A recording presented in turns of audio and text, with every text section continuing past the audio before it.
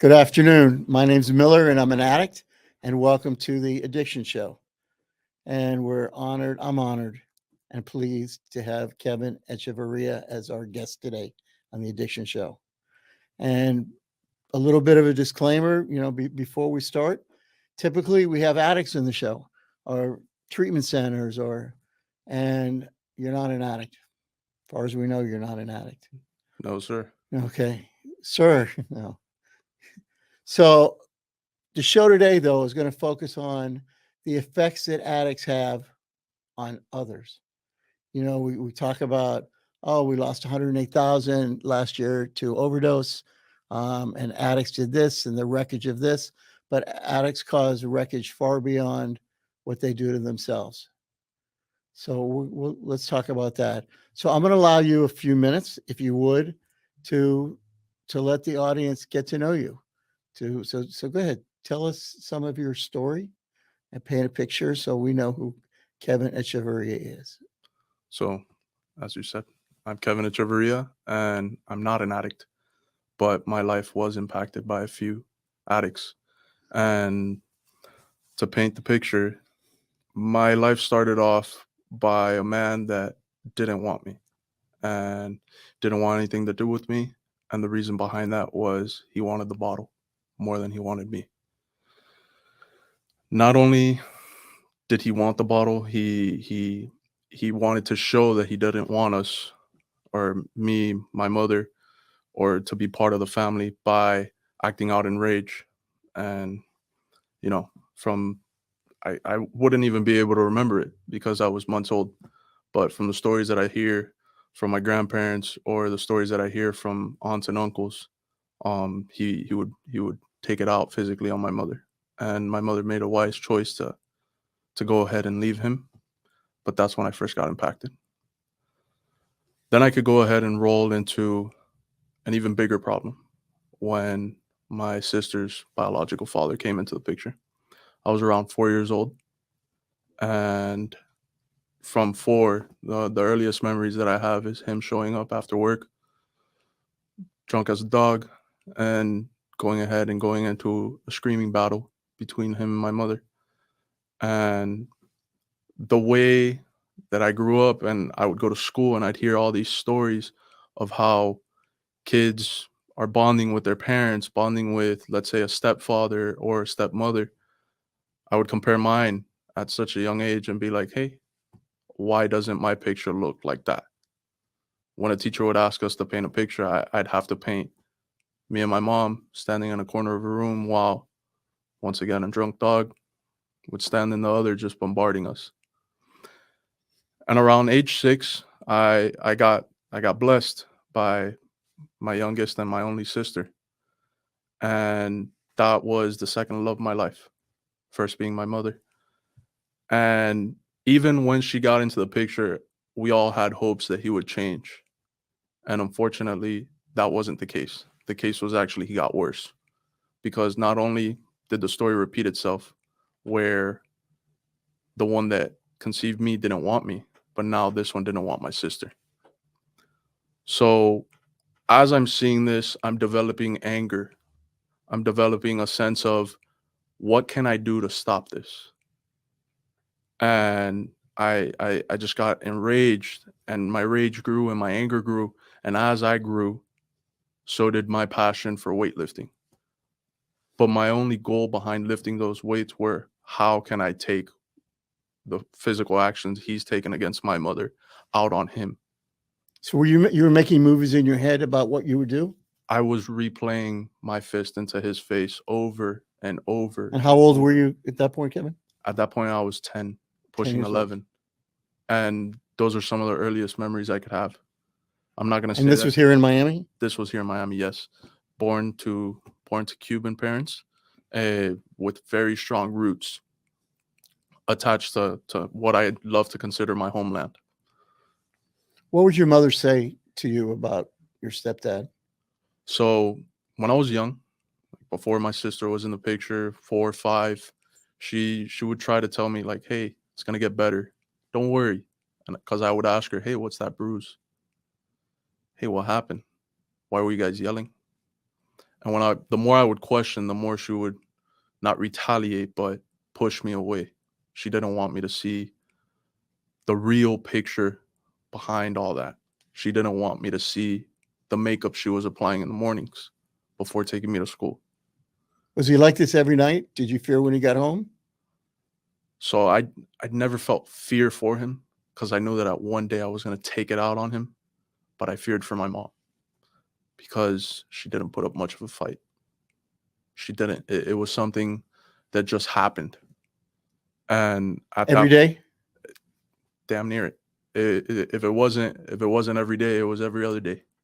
And I remember going to the backyard, and in between the two fences, between my fence and my back door's neighbor fence, you'd see a little sliver, a little bottle, the 99-cent bottles you could get at the liquor store. They'd pile up. That was his vice. So you continued in your mind planning the end of this insanity, and you were 10? I was 10, pushing 11. Once I got to 11, all of a sudden I saw my body start developing. I started doing more push-ups, started doing sit-ups, pull-ups, anything I could to just make myself stronger and feel stronger. See if I could take action, see if I could do something about the situation, because it felt like no one was doing anything. There was no other, you had a strong family, both here and in Cuba. There was no other intervention by any other relatives, by aunts, uncles, cousins, nobody? What I remember is my grandfather, my mother's father, taking out on him, taking action. But he didn't live with you. He did live with you. Yes. And he would be the mediator. He'd be the one that would bounce in between, separate them, beat him to a pulp repeatedly, day after day, and he didn't get tired of it. Who beat who into a pulp? My grandfather to my stepfather. He beat him up. Yeah, he would beat him up constantly. He'd make sure that it was known, hey, you cannot do this. And there was times where he was attempting to kick out my stepfather from the house, but my mother was what I would think in love, or at least she thought she was. And like I said, as I got older, now I'm pushing 12. Now I'm taller than him. Now I'm bigger than him. Now I'm telling him, I'm talking back. Hey, don't do that. We don't do that here. We respect women. You respect me. I'm the man of the house. You're not. You're a coward in this household. You're not going to be here much longer. And he wouldn't believe it until one day I saw him put his hands on my mother for the first time that I can remember the picture vividly. I just remember him grabbing my mother by the neck, and I was like, okay, this is where I step in. You knew that was the moment. I knew that was the day that something was going to happen. I knew that was the day either he was. And you were physically ready. I was physically ready. Mentally prepared. I was mentally prepared. And what did you do? I decided to go ahead. First, I put him on the ground. I was able to take him off my mother. I put him on the ground. And I beat him continuously. Then I went ahead and I grabbed the baseball bat. And the story continues.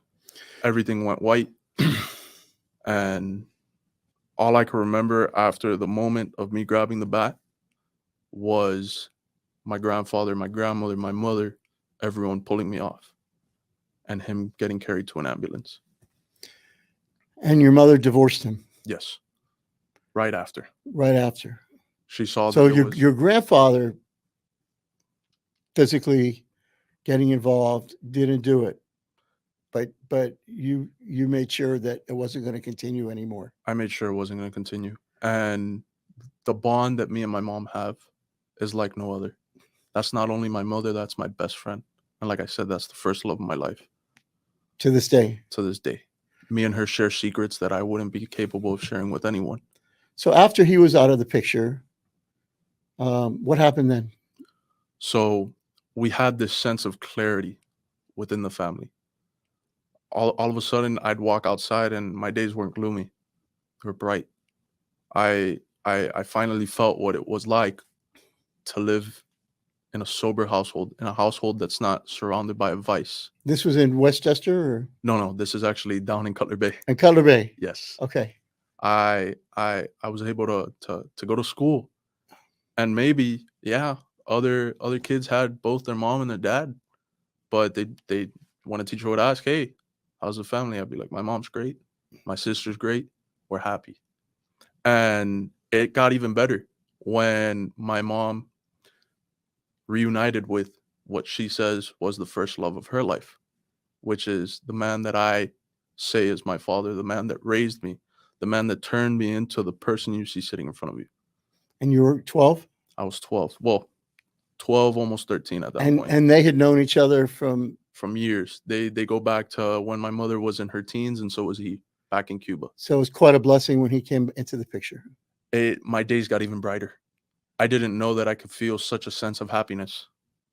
And my sister, she wouldn't smile much when she was young, and all of a sudden she was cracking jokes. So he was a great guy. He He is is a a great great guy. guy.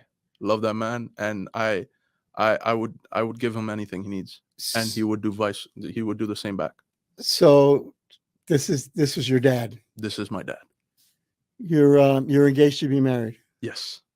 Your Happy. last name is Echevarria. Yes. When you get married, what's going to happen with your name? And So unfortunately, my last name doesn't entitle my dad and doesn't do him the justice that he deserves.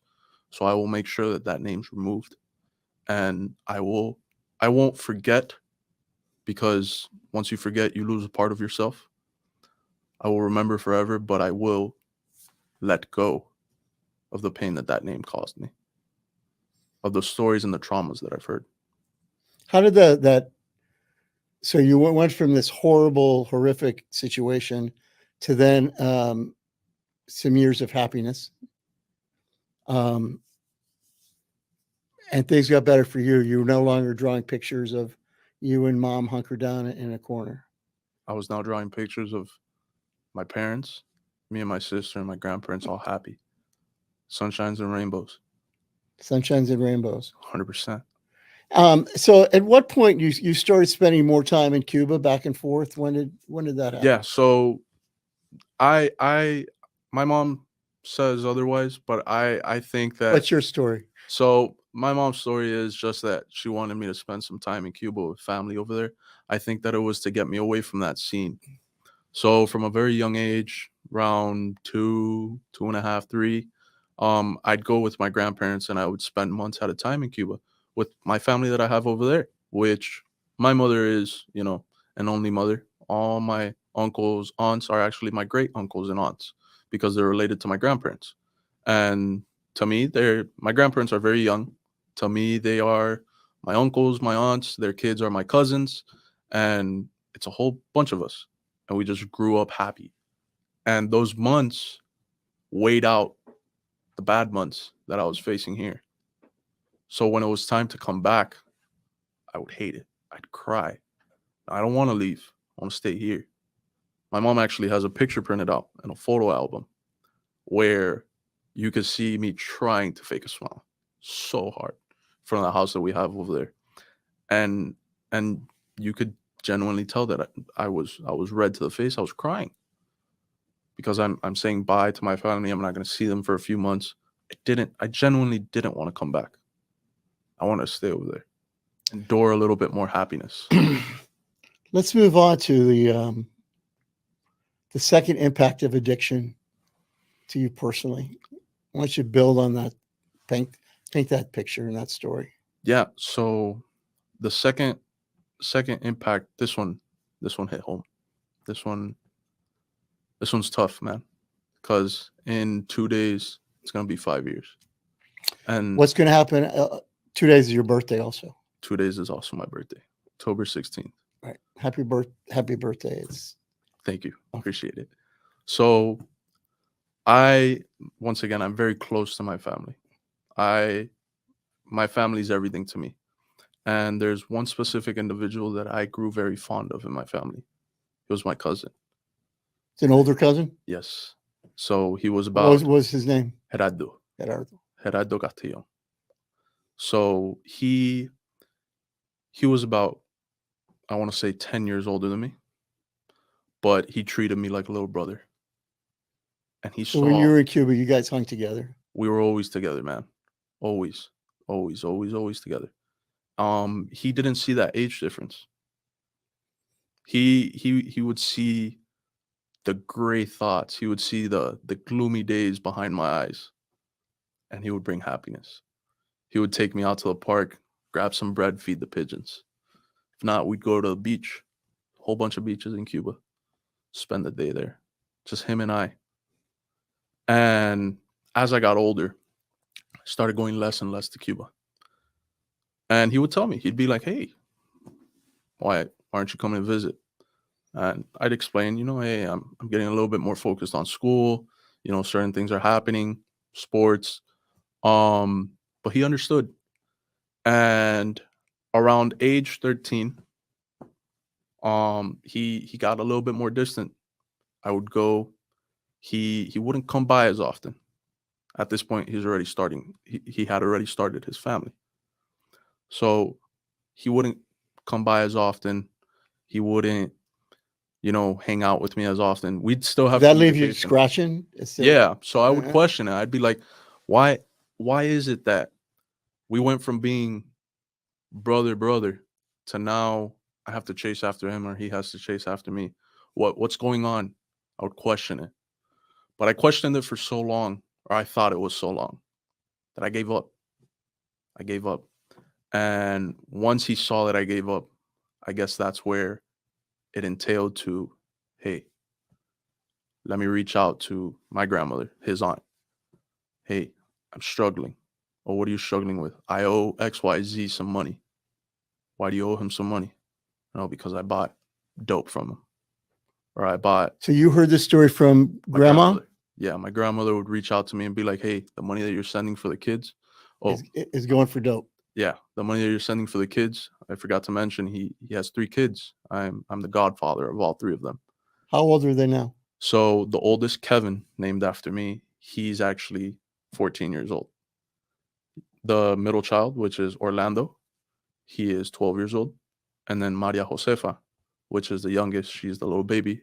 She is 7. So you started getting some kind of a wind that something wasn't right, that he was using drugs. So I never expected or suspected him of using anything because, like I said, once we drifted apart, I wasn't seeing him much. But my grandma would be like, hey, stop sending him money. And if you do send Did him you less, believe her? no, I didn't. I neglected it. I was like, no, that's impossible. He wouldn't do that to me. He wouldn't do that to the kids because he would always harp on how much he loved his family. So I kept on sending them money. Sometimes if, I got a little bit more money, I would send more. And it got to a point that the night before my 15th birthday, 5 years ago, that week, my grandmother gets a call from him. Hey, I'm sorry. He's going on apologizing. I'm sorry for everything I did to you guys. I'm sorry for taking the money. I'm sorry for everything. It's my time now. And he would repeat that. Es mi tiempo. Es mi tiempo. My grandma would be like, what are you talking about? Don't do anything stupid. Don't do anything you're going to regret. And my grandma told me. And I failed him. What I mean by I failed him, I didn't reach out. I neglected it. I didn't believe that side of the story. And I never reached out, man. And the day before my 15th birthday, I get a phone call. Sorry. Te amo. I love you. I'm sorry for everything I did. I'm sorry for leaving you, leaving the kids, doing this to the family. But I have people after me. There's nothing I could do. I already owe them too much. And I'd ask him, how much do you owe them? He couldn't tell me a number. He ran up the check that high. And a few hours after my 15th birthday, this is a midnight, 2, 3 in the morning, he tells me, hey, I'm at Cayo Cococarena, which, to those that don't know, that's one of the islands in Cuba, little drifter island, where he would take me to fish. I love you. Sorry. And he hung himself while he was on the phone with me. But his last request and his last ask of me was, make sure you take care of the kids. Make sure you love them as much as I loved you. Te amo, primo. He took his life.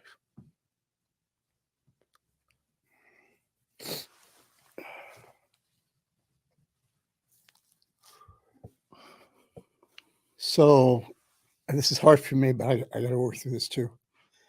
So now you're holding a phone, a dead phone.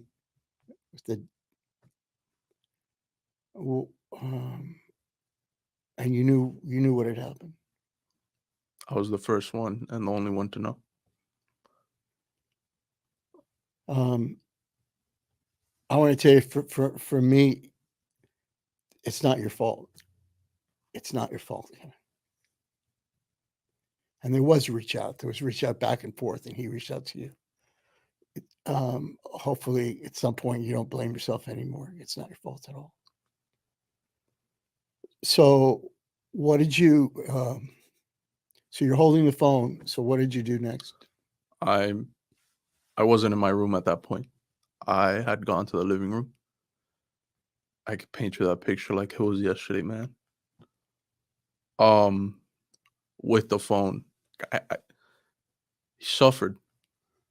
He suffered, man. I heard him suffer. For 4.5 minutes, I heard the sounds of my brother choking. I don't think I could unhear those sounds. I don't think I could live that down. No one really knows that side of me. And I deny it and I repress it so much. But after I stopped hearing it, I didn't know what to do. I go, like I said, I'm pushing 3, 4 in the morning. I go into my grandparents' room and I just open the door and they, ¿Qué pasó? ¿Qué pasó? What happened? I didn't have words. I couldn't express what had happened. I couldn't say, this happened to me.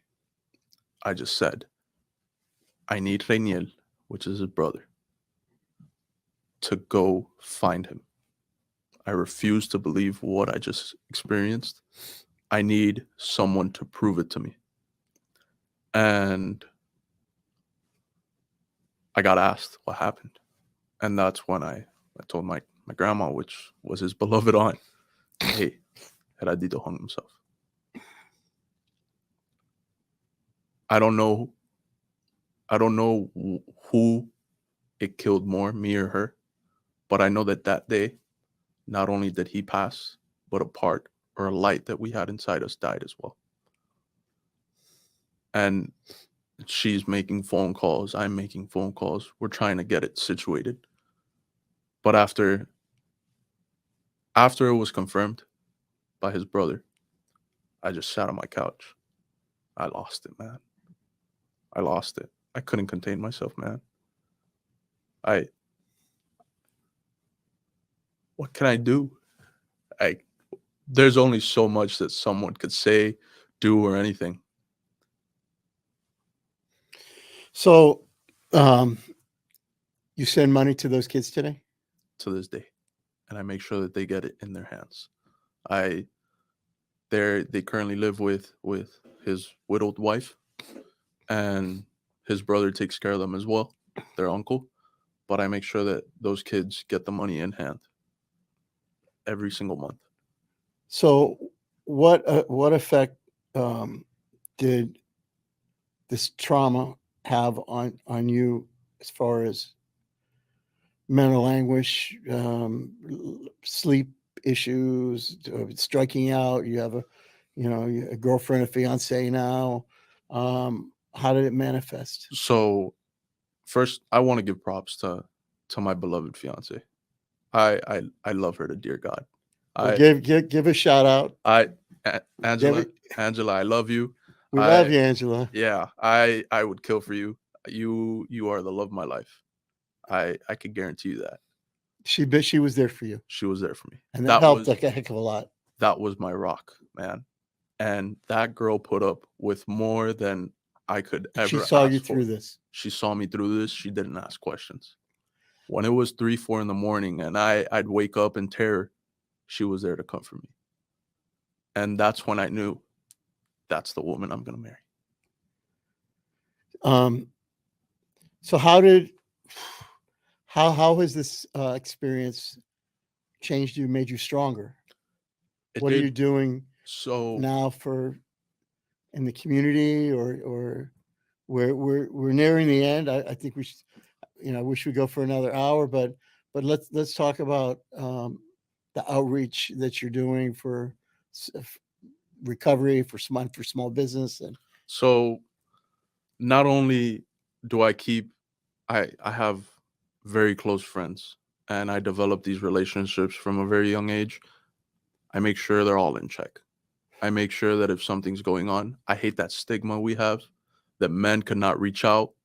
We need to start reaching out. We need to start voicing our opinions. I am guilty. I did not reach out. I did not voice my opinions, and it killed me on the inside. And people noticed. But once I did start reaching out, once I started voicing my opinions, everything changed. The men in our community need to know that that stigma that exists needs to be abolished. We need to reach out. We need to support each other. We need to speak our emotions. That's what I do on the personal side. But when it comes to the business side, I work for a great company where what we do is make sure that, let's say, newly established or well-established nonprofits need any type of structure when it comes to the regulations of the IRS or legal battles. I'm here to help. And it doesn't only have to be a nonprofit. I work with a number of small businesses. I could even work with large so this affected your personal life and your business life. And so if somebody watching this, and we do have a wide audience, if they want to get hold of you, either to talk about the personal sharing that you did today or about their needs in business, could we put up, Mr. Producer, could we put up Kevin's phone number? And yeah, so that is actually my direct cell phone.